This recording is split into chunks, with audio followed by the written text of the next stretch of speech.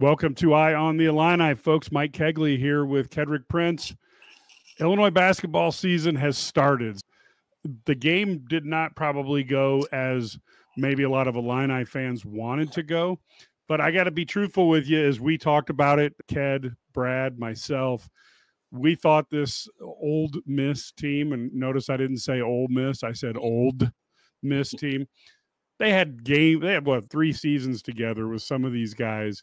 And boy, you can see that is really, really important. Ked, just some initial thoughts over the top as we get this started. Well, my initial thought, I'm going to comment on what you said. Last year, Illinois was one of the oldest teams in college basketball, Mike, and today they play an Ole Miss team that was old.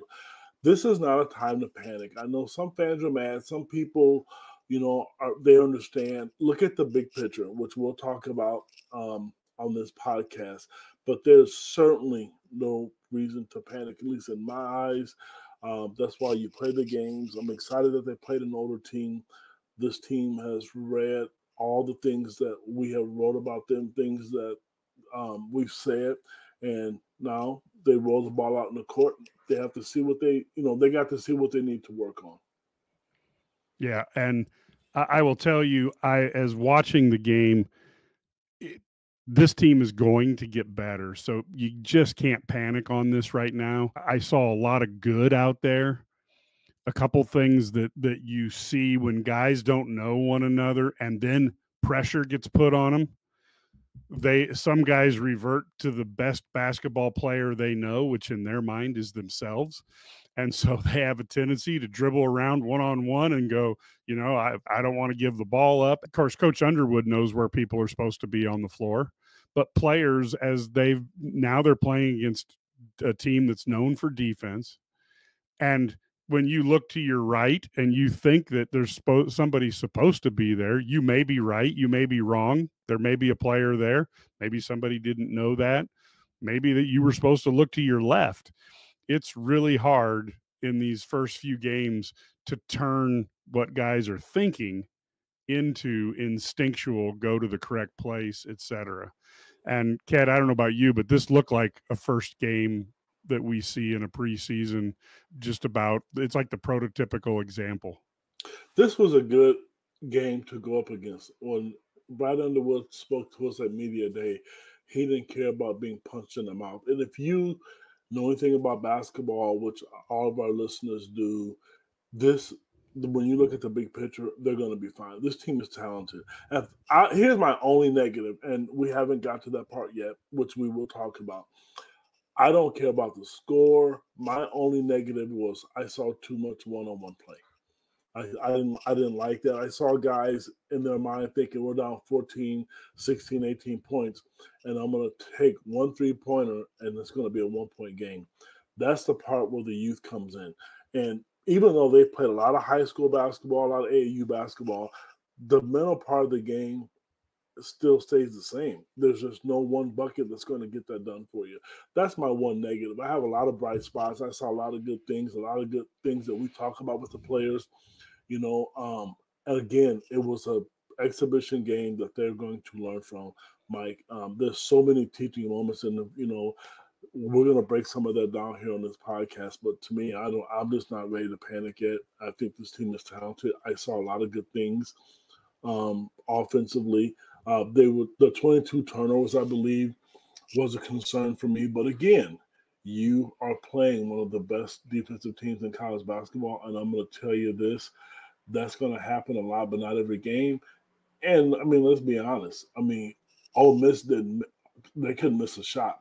A lot of people are going to sit here and try and tell me, and I'm waiting for those questions to come in.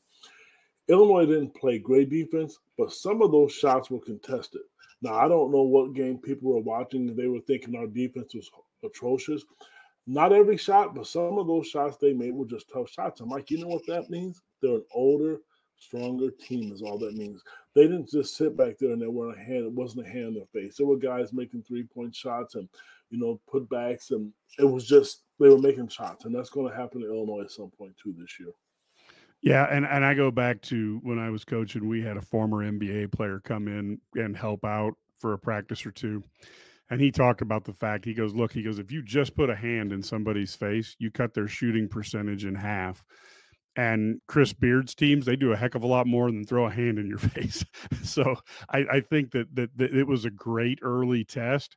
We haven't really heard this, but if there was a player who was feeling their oats and thinking they were pretty good, well, this helps them come back down to earth, where maybe they got to pay attention when Orlando says you need to do it a certain way. Maybe their ears will be a little more open right now. Let's talk a little bit. What were some of the bright spots that you saw in this that makes you, as a guy who, again, has a formidable AAU organization that you've run and you've coached at the college level? Tell us a little bit about what you saw that encouraged you today, and specifically with some players. Okay, the first guy I'm going to bring up is Javon Gibbs-Longhorn. He was the guy that brought energy to the table to me. He was a guy that no one talked about because we all heard about the NBA players with all the new, comers and the transfers with Trey White and Colin Boswell. I was extremely impressed with Draymond. And if you go back to what he did late in the season last year, Brad Underwood played him, and there was a reason he played him. I'm not going to say names. Because I don't think that's right. But I'll tell you, some of the guys early on looked scared. Draven didn't. That is one thing I know about that kid. He does not shy away from the moment. When things were going bad, he was attacking the basket, not just throwing up shots. He was looking to score or get fouled. That was a bright spot for me. I love Ibisevic. I think that guy is a player. I know Coach Underwood probably, I'm not in his mind or on the coaching staff, maybe didn't play him as much because of the defensive matchups. I think he held his own out there. That's a guy who has a lot of NBA potential. To me, it looked really good. I was also impressed with Big Morez. If he can learn to shoot free throws, I think Morez is going to be that guy. So those are some guys that I thought that had bright spots.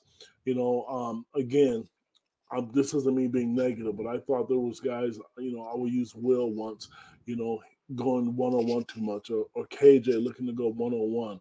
That's going to come with time and coaching. And when they break down the game film, Mike, they'll go over some of those things. But the talent that we saw was there. And one guy I felt really bad for was Ben. Ben's a great shooter. Brad ran sets for him, and those shots didn't fall. If people think they're going to play 35 games this year and that kid's not going to make shots, you're kidding yourself. It was just not a good day for him offensively. You make a couple threes, Mike, the game is totally different. I'm going to look at the stats here. Illinois, I believe, from three-point field goal, they were 10 for 33. So they shot 30% from three, and Ole Miss was 12 for 23, and they shot 52%. Illinois is a great three-point shooting team. So this is why I'm not going to panic.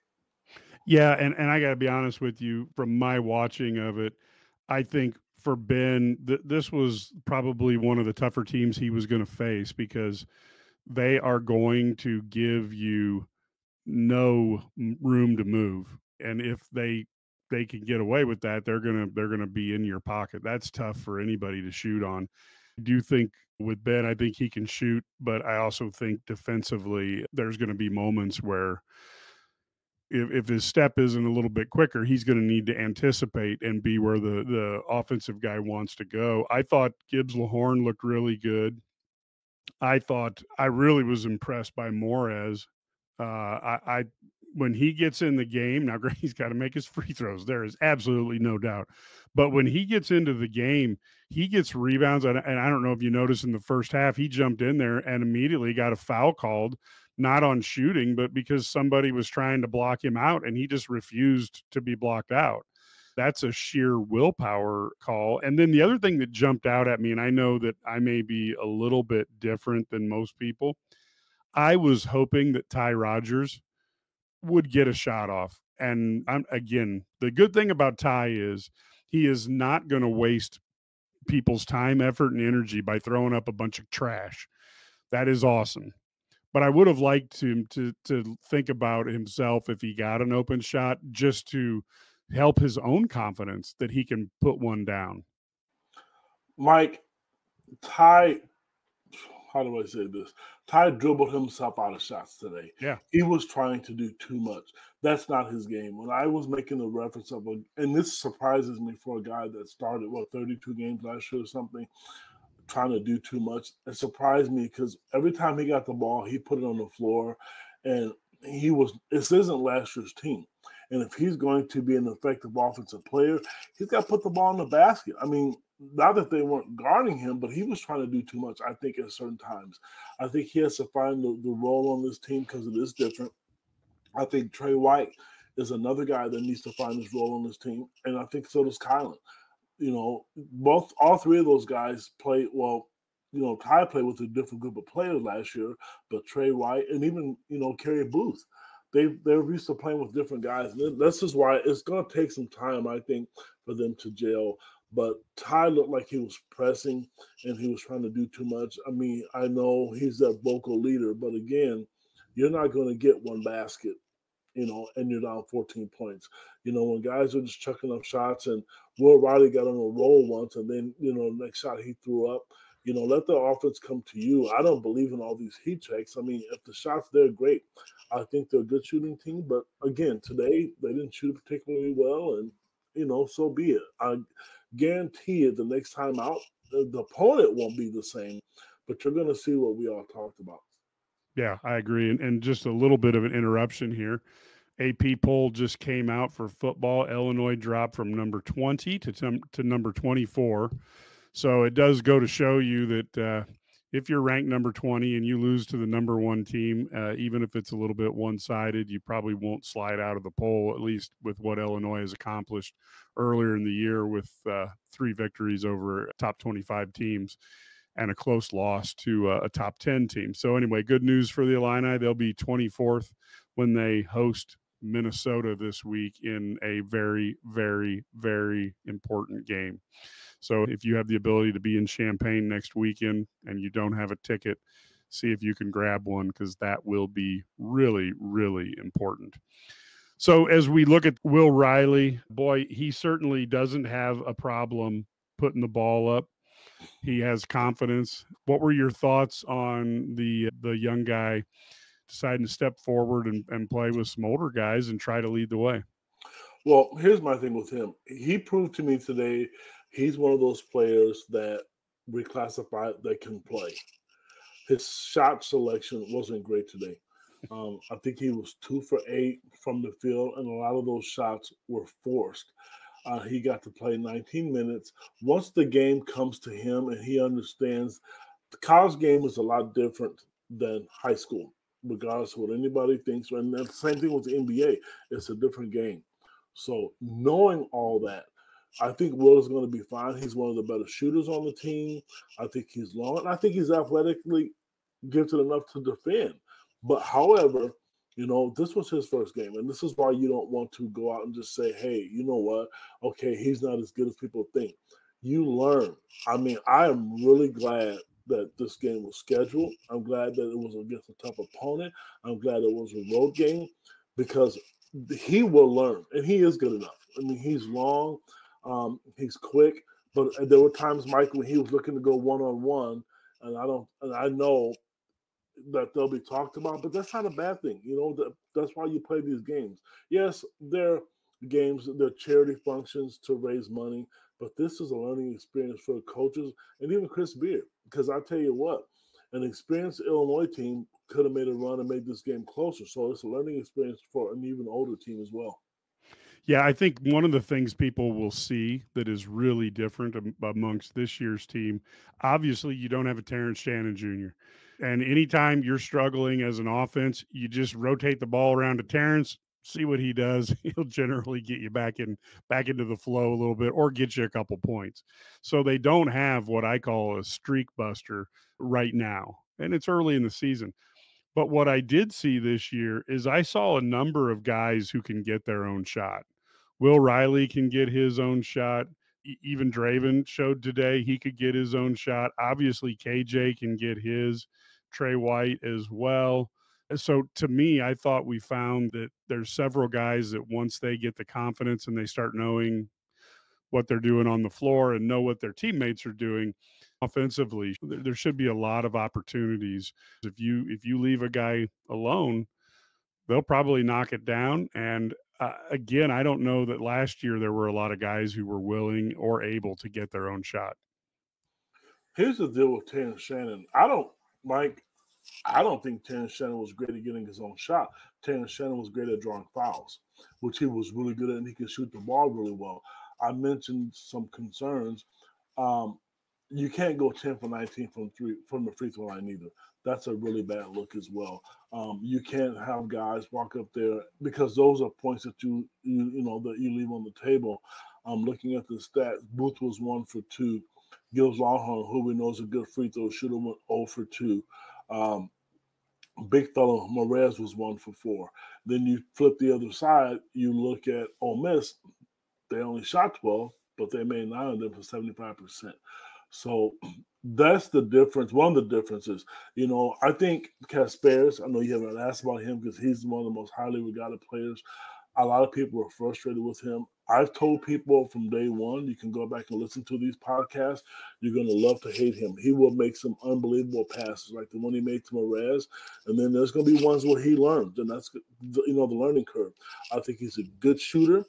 He shot an air ball. Okay, Michael Jordan shot 5,000 air balls before. I'm exaggerating a little bit, but it happens. So what? The kid is a big guard. He's learning the game, and he's learning the American basketball. And I can assure you, Brad kept him out there for a reason. And you were talking about defense. One thing I will say, when you watch Ole Miss, it looked like Oregon playing defense against Illinois football yesterday. You mentioned football. Yeah. They got in your pocket. But that's good though. That's, to me, as a coach, that's a coachable moment. That's when you compete, which is why I love Draymond. That kid did not back down today. He relished that kind of defensive pressure. Yeah, and I think that was Drayvon was a ton of fun to watch. It was nice to see him get that opportunity.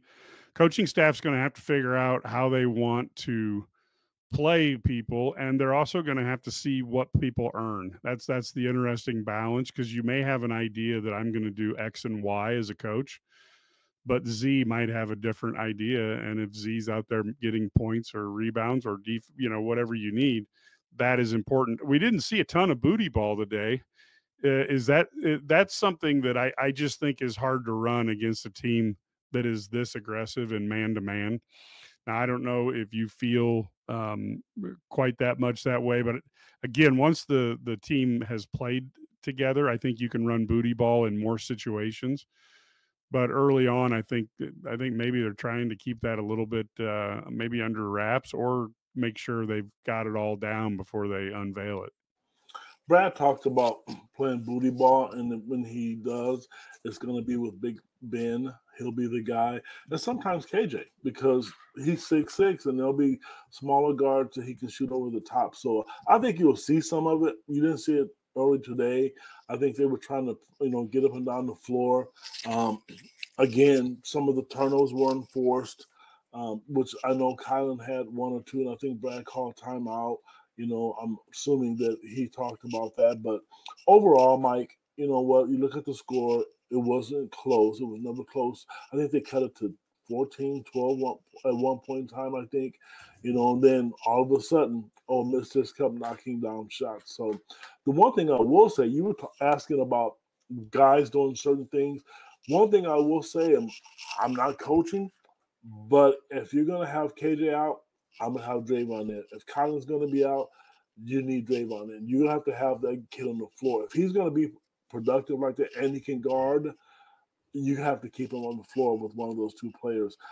One of the things we learned earlier in the season when they first started practices was, Trey White handling the basketball. I didn't see a lot of that tonight. It was mostly Kylan and KJ. So, and I think Trey's going to be fine too. I think he just needs to find his niche.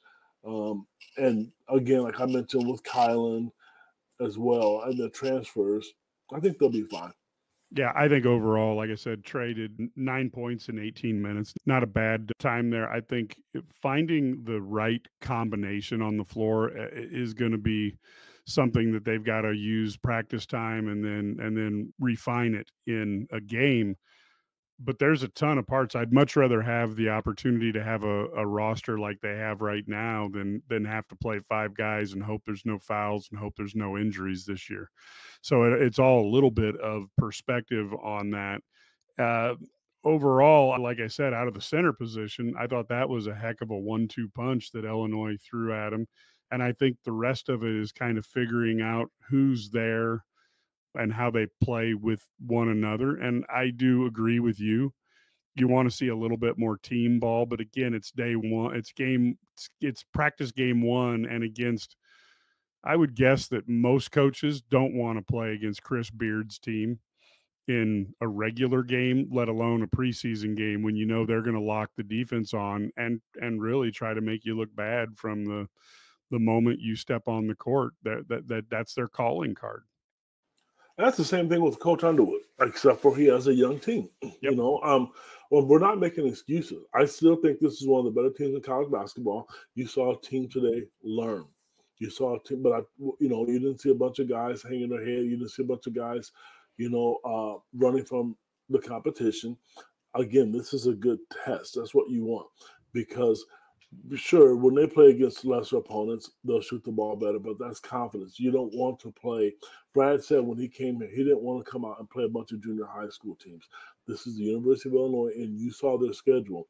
They're going to compete in some of those games and win some of those games. I'm really that confident to think that they're going to do that. Right now, with what you saw today, people are probably thinking, we're going to be, take 8th and 9th in the Big Ten. That's not going to happen. I'm sorry. I just think there's too much talent there. And I like the size that they have. I like, the guard play. I like the wings. Defensively, he did say that to us during media day, that he would like to have an on-the-ball defender like Terrence Shannon. To me, what I saw today, that was from Kylan and from Draven. I think those were the two guys that kind of got after it on the ball. But that's contagious. Ty surprised me a little bit because, he was a guy that did that last year. But again, it's one game. You cannot, as a coach and certainly as an analyst, I refuse to hang my hat on one game and think, okay, you know what, I'm done. So because Will Riley was 2 for 8, he's not going to be an NBA potential player. Because the very next game, he could come out and score 16 points. He's capable of doing that. I believe against Butler, he had 18 or 19. So this is why you don't panic and think one game as the season's over and fans get mad and start panicking. Can't do that. This is the run my own business dream. This is the college is paid for dream. This is the retire early dream. This is Busey, where your dreams and possibilities become moments through trusted guidance and expertise, through lifelong relationships. Because we're here to help you achieve the life you've always envisioned. Yeah, and I think, again, this is going to be a developmental year. So I think Illinois is going to have some high spots where they do very well, that you're going to be excited by what you see out there as a fan, and there's going to be some great victories. And there's going to be some losses that may be a little bit of a head scratcher or by a bigger margin than what you may like. And that's part of a team developing. Again, I'm not trying to make any excuses, but there's no guy who's played there for 3-4 years and been the man, so to speak, even with DeMonte Williams, with his enforcerness. When he goes out there, Ty Rodgers isn't going to beat the snot out of somebody. DeMonte might. I do think it will take a little bit of time to gel.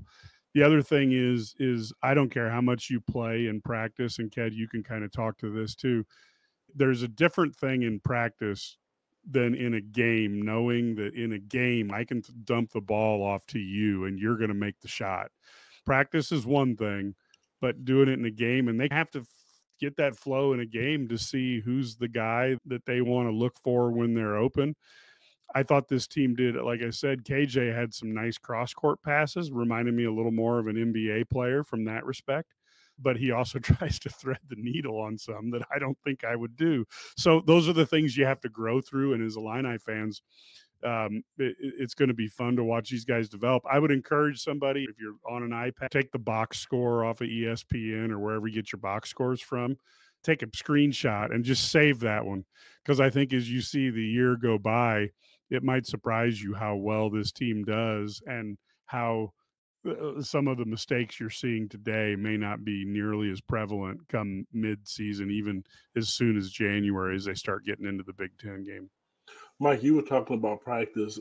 Last night, our colleague Matt Stevens was talking about how the Illinois, defense, you can practice, but you don't have that kind of speed to go against.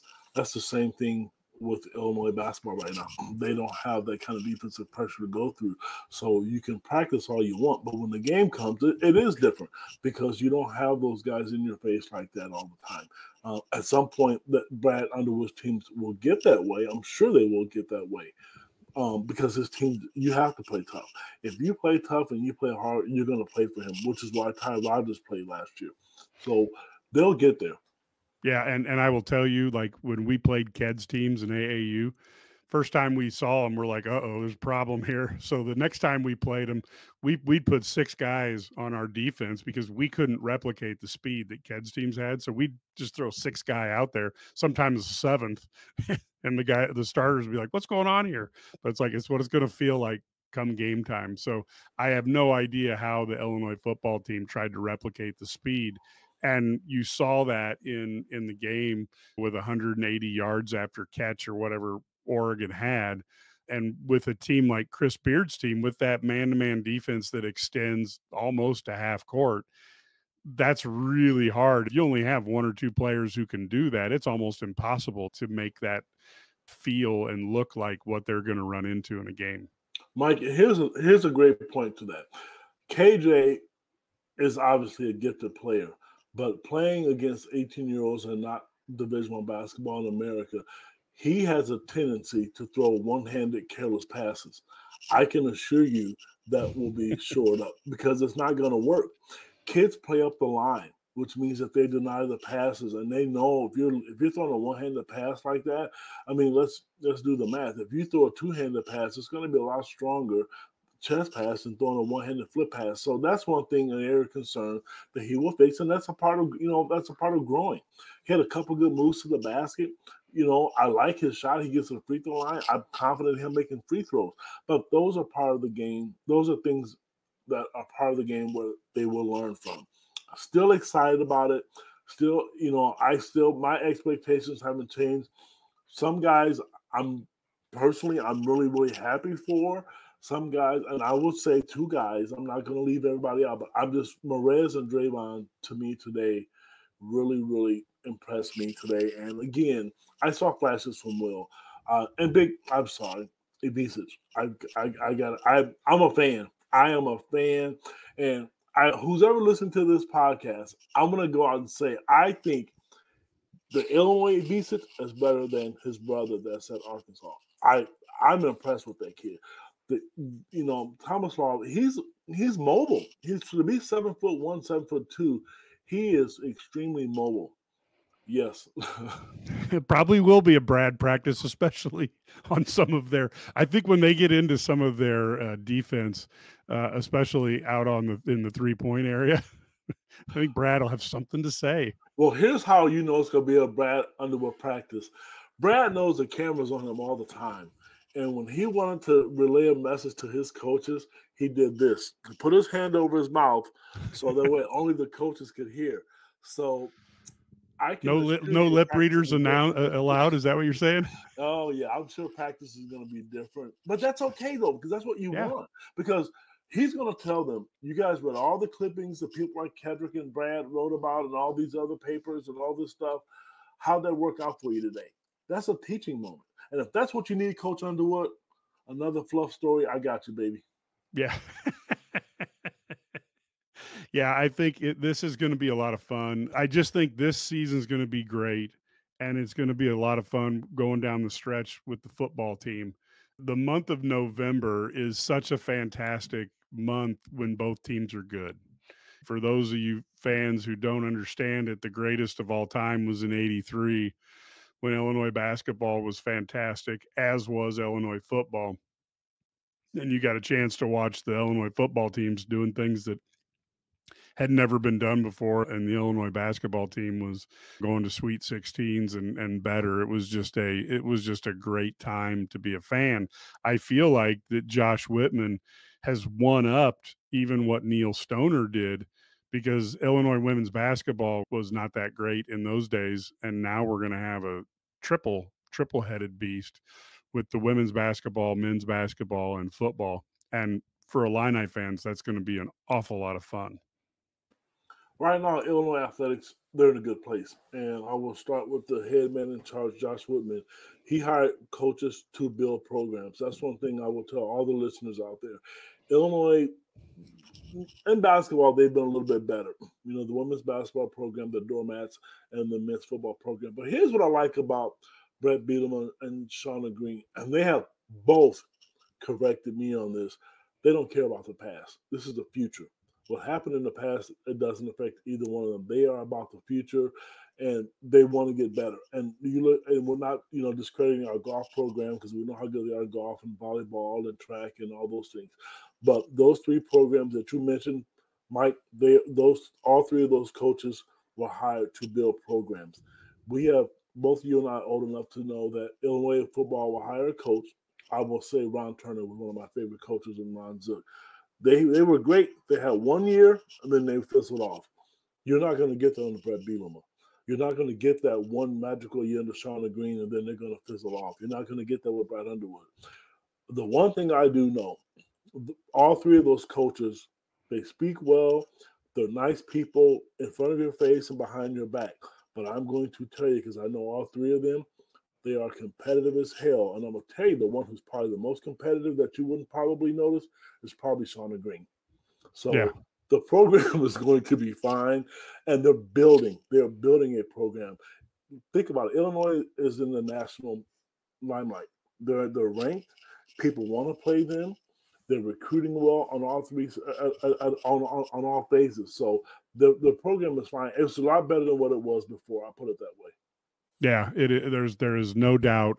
So we're going to close out this one. Again, we just wanted to give people some instant feedback. I think this basketball team, you couldn't have faced a tougher team for a young group to face, and certainly on the road. Illinois came up 17 short, but that's exactly what Brad Underwood wanted. He did not want to go somewhere where this team was going to win by 15 and not get pushed. And this gives him the opportunity and the rest of the coaching staff to be a little more emphatic when they provide coaching to make sure that things get better.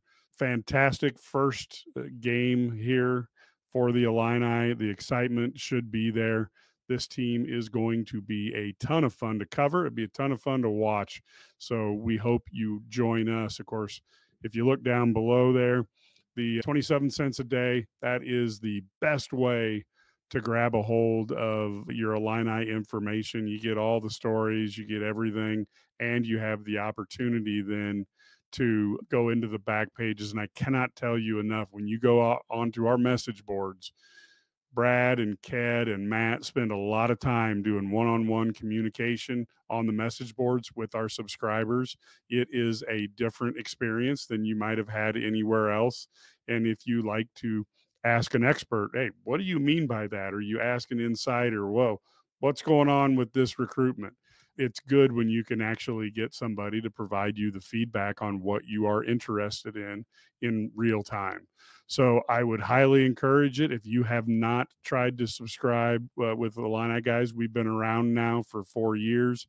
We obviously have our radio show across the state of Illinois. It's hard for, believe it or not, we all get recognized, which is crazy. People talk about listening to us on the radio all the time. So if you want to follow the Illini, whether you live in Champaign or Chicago, halfway across the country or halfway across the world, IlliniGuys.com keeps you in the know. We will have a preview of the Minnesota Golden Gophers. Be looking for that on Monday night. Should be a lot of fun. Until then, go Illini.